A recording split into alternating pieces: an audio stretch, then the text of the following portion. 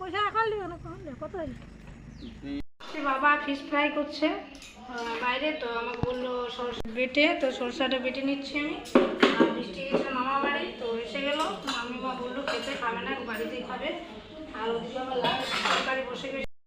যে বৃষ্টির বাবা মাছ রান্না করছে ফিশ ফ্রাই, আর আমি এই যে কেটে দিচ্ছি পেঁয়াজগুলো, পেঁয়াজ দিয়ে রান্না করবে। ওইদিকে ভিতরে আমি রান্না করছি। এই যে ফিশ ফ্রাইয়ের জন্য বৃষ্টির বাবা মশলা দেওয়া করেছে। পেঁয়াজটা ভাজানো হয়ে গেছে, আর ধনে গুঁড়ো দিয়ে দিলাম, হলুদ গুঁড়ো,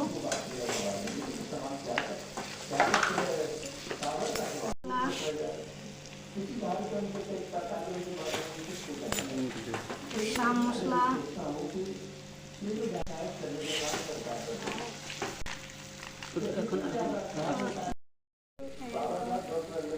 লবণ,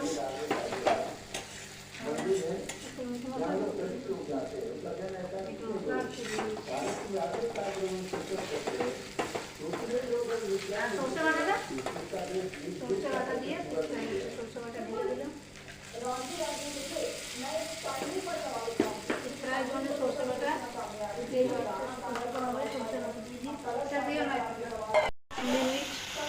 কালারটা দেখতে ভালো লাগে।